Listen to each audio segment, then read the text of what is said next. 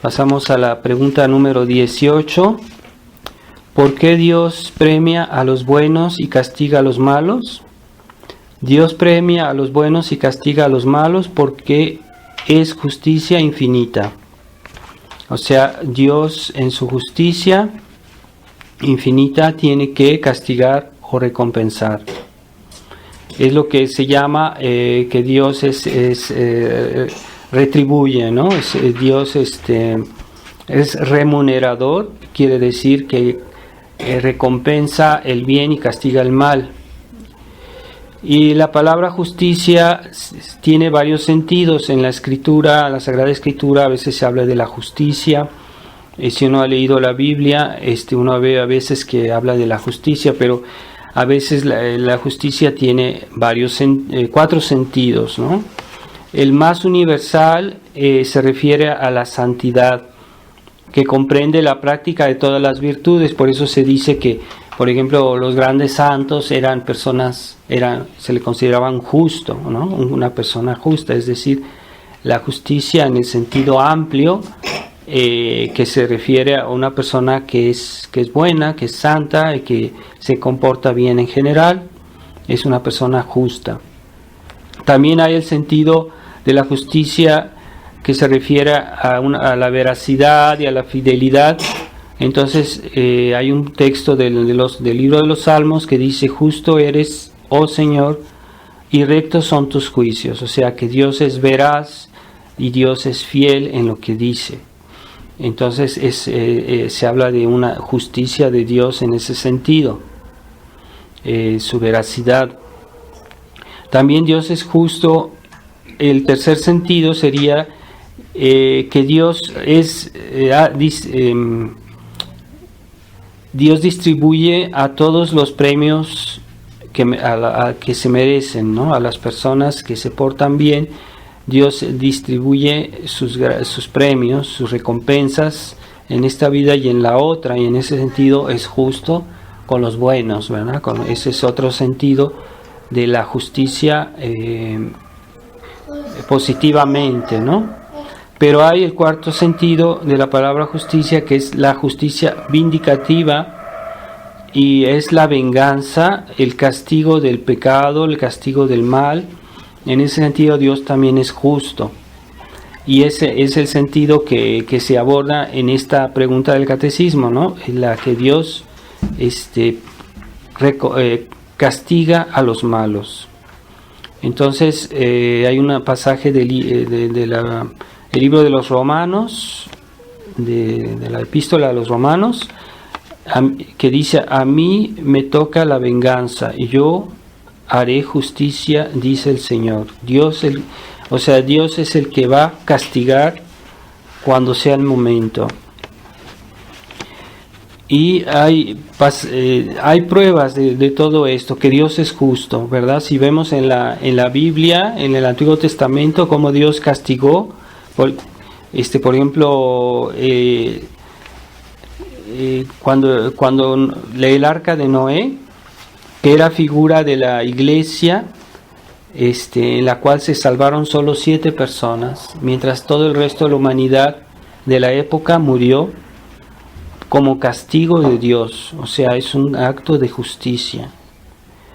No era la solución democrática decir: no, pues es que la mayoría, que no sé qué. Dios, en ese caso, toda la humanidad pereció por la abundancia de pecados que había en esa época. Y solo Noé con su familia, eran en todos 7 personas, se salvaron en el arca de Noé.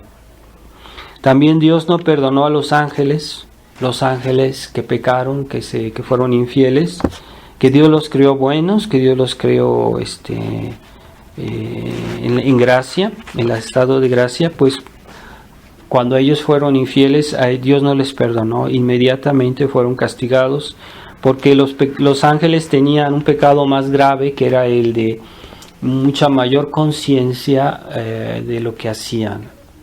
Por eso Dios no tuvo paciencia con ellos. Pero sin embargo, el castigo está ahí. Y esos ángeles se convirtieron en demonios, los demonios que hoy conocemos. Hay otros ejemplos como Sodoma y Gomorra, ¿verdad? Esa ciudad en la cual pues solo se salvó la familia de Lot. Y Abraham había preguntado a Dios diciéndole, si hubiera 20 personas, había pasado preguntando a Dios si había 100 personas, fue bajando hasta que si hubiera solo tantas personas que son buenas en Sodoma y Gomorra, ¿tú perdonarías estas ciudades? Y Dios le decía que sí. Y Abraham seguía preguntando a Dios y cada vez menos personas, y de todos modos Dios hubiera perdonado esa ciudad de ese castigo si hubiera habido aunque fueran muy pocas personas que estuvieran bien, Dios las hubiera perdonado. Pero como solo había 4 personas, porque era Lot con su esposa y sus 2 hijas, entonces Dios ya dijo, no, o sea, te voy a castigar estas ciudades, y Lot y su familia tienen que salir de Sodoma y Gomorra, y fueron castigadas terriblemente estas ciudades. Y más recientemente, pues lo que pasó en Pompeya, si han leído algo sobre esta cuestión, que fue ya en nuestra era, y que fue ya había venido Jesús, ya había resucitado, ya fue después de la venida de Jesús, que esta ciudad, que era una ciudad romana, que era un lugar de placer, de diversión, de pecado, de todos los excesos, porque han desenterrado esta ciudad y han encontrado pinturas, se han encontrado estatuas, y todo tipo de inmoralidad existía en esta ciudad. Estaba llena de prostíbulos, estaba llena de pecados, de los pecados más horribles, y es lo que se ha constatado en esta ciudad. Pues en un poco hubo esta explosión del volcán que estaba al lado, el Vesubio, y fue cubierta de ceniza y de fuego. Es otro ejemplo de que Dios castiga a veces, ¿verdad? También más recientemente, me parece que es en el siglo XIX, en una isla que pertenecía a una colonia de Francia, me parece que se llamaba San Martín, también hubo un acto de blasfemia, arrastraron una profanación, hasta arrastraron un Cristo por la calle, la gente se burló, se divirtió con eso, y lo aventaron después en una especie de precipicio, y nadie dijo nada, nadie hizo una reparación, y esa ciudad también fue cubierta en un día murieron miles de personas por un volcán que explotó justo después de todo esto. Entonces, bueno, estos son ejemplos que son cosas reales que han pasado, un poco más extremos porque se trata de cosas muy graves, pero sin embargo Dios castiga, aunque no sea de una manera así extraordinaria, pero Dios castiga a los pecados de los hombres. Y hay personas que mueren aparentemente tranquilas, que han hecho lo que han querido en su vida, y los pecados que han querido, y tal vez van al infierno porque han tenido una vida de pecado. Entonces no hay que hacerse muchas ilusiones. El castigo, la recompensa sigue a la vida que se ha llevado en este mundo. También es razonable que Dios sea justo, porque Dios es muy razonable dar a cada quien lo que le corresponde. Es perfectamente razonable. Si una persona mereció algo, pues es razonable que yo le dé su recompensa a lo que ella merece, o lo contrario. El amar el bien y el detestar el mal es lo que hay de más razonable. Entonces, si Dios ama al bien, Dios ama a los buenos, Dios ama las acciones de los buenos, y al mismo tiempo Dios detesta el mal, el pecado. Y los que lo aprueban y que lo hacen, pues Dios no los puede aprobar, forzosamente los desaprueba. Y entonces Dios castigar es un acto de bondad, en el sentido que aquel que ama el bien detesta el mal. Y no se puede amar, si uno no detesta el mal, es porque no ama el bien.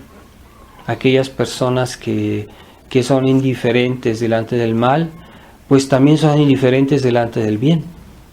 Son personas que todo les da igual.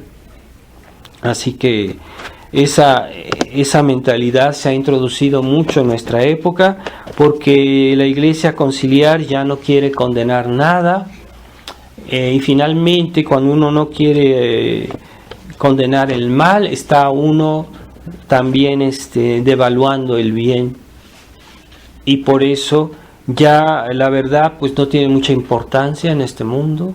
Ya la santidad pues no es lo más importante. Las personas pueden practicar su religión, cualquiera que sea. Nadie se preocupa por eso, por decir tú estás mal o tú esto está mal, ¿no? Porque si los cristianos se han vuelto indiferentes. Entonces, por el hecho de que Dios ya no castiga el mal, pues también el bien no ha perdido su importancia. Entonces debemos tener sentido de la justicia, que no es contradictorio con la misericordia de Dios. Hay personas que cuando uno habla de justicia dicen, no, pues tú no tienes misericordia. No, la misericordia es Dios nos da 1000 oportunidades en esta vida para que nos corrijamos. Para las personas que están en el pecado, Dios les da la oportunidad de corregirse, pero no quiere decir que está aprobando esa actitud o ese error.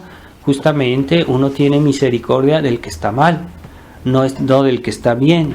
Y entonces el acto de misericordia es en el fondo una desaprobación del que está mal, pero lo que se trata es de ayudarlo para que esté bien, para que sea bueno. Entonces es el sentido de la misericordia.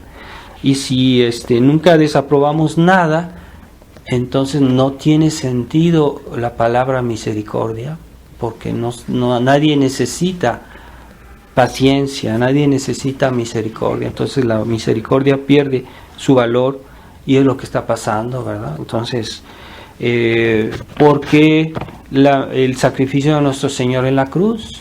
Porque la misa es un sacrificio expiatorio.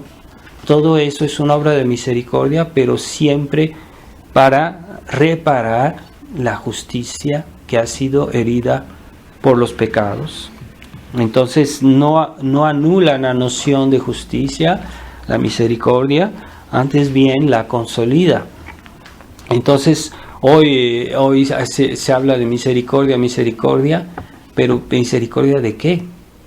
Si no existe el mal, o el mal ya no es tan grave.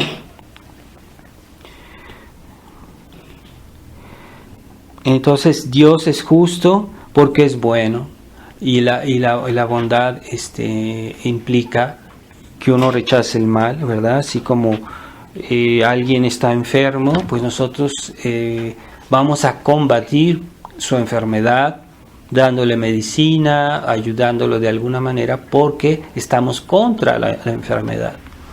Entonces el pecado, el desorden es algo malo que hay que combatir, y Dios detesta el mal. Entonces hoy los católicos modernos ya han perdido el sentido del combate del mal. Hay que ser combativos contra el mal, sí, no contra el bien, no y el mal como tal, porque a veces el pecado del pecador pues hay que combatirlo, mientras en esta vida se puede arreglar así, pero ciertamente hay que detestar el pecado del pecador y amar el pecador mientras tiene la oportunidad de convertirse, que en esta vida es preciosa que Dios nos da para convertirnos. Entonces en ese sentido hay que amar al pecador, pero ya cuando el pecador está unido definitivamente al mal, cuando un pecador cae al infierno, entonces ya no es digno de amor, porque ya está unido al mal de una manera definitiva y no puede ser separado de él. Entonces ya no pueden ser dignos de amor, pueden ser dignos de odio, porque son definitivamente malos. Esa es la tristeza de las almas que están condenadas en el infierno. Ya no tienen más oportunidad de salir, de cambiar de parecer.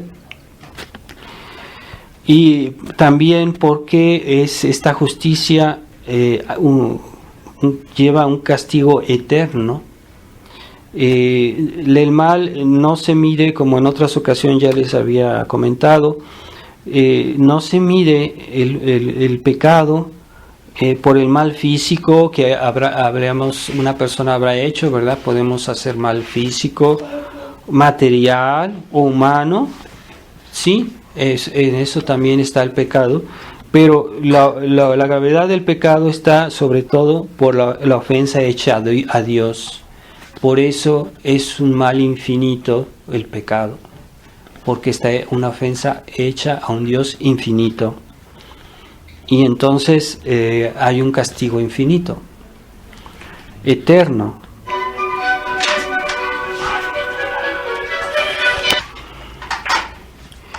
Entonces, en este mundo existe la cadena perpetua, personas que hacen alguna falta, un crimen muy grave, y se les da cadena perpetua. Es que la justicia humana también reconoce que a veces hay castigos definitivos. En otros tiempos había la pena de muerte, y entonces ese castigo es proporcionado a la falta, castigo eterno. Hoy vivimos en esta vida, es un tiempo de oportunidad que Dios nos da, y nos da su gracia para ser buenos, nos da su gracia para ayudarnos a hacer actos buenos. Sin su gracia no podemos hacer nada bueno, no podemos hacer actos de bien, necesitamos la gracia. Pero Dios ha puesto en su plan, Dios ha puesto en esta vida la oportunidad, ha puesto la oportunidad de...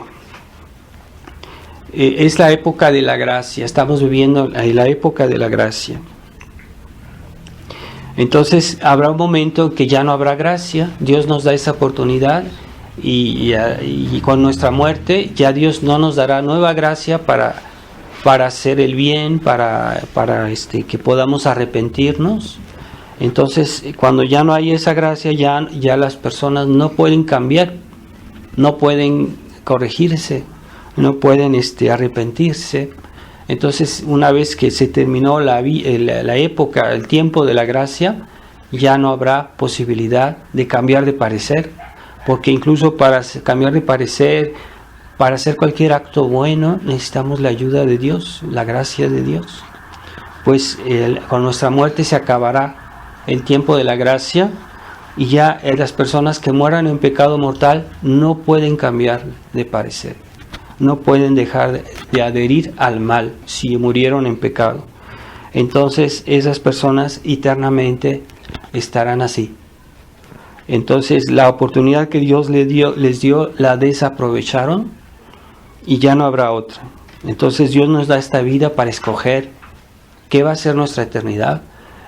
Nos da esta vida para eso. Entonces esta vida es muy importante, muy preciosa, el tiempo de esta vida que debemos aprovechar, y la gracia que Dios nos da en esta vida. Tenemos siempre la oportunidad de corregir, de cambiar de parecer, mejorarnos. Y los que murieron en pecado mortal en realidad no quieren retractarse, no querrán nunca retractarse de su pecado. Ya están fijada su voluntad en ese estado de que murieron. Entonces Dios no puede también permitir el triunfo del mal. Nosotros vemos en este mundo cómo hay injusticias, cómo hay personas que hacen daño, cómo el mal hoy ha progresado, cómo los enemigos de Dios hacen cosas horribles, pecados que casi no tienen nombre, y Dios no puede permitir que el mal prevalezca.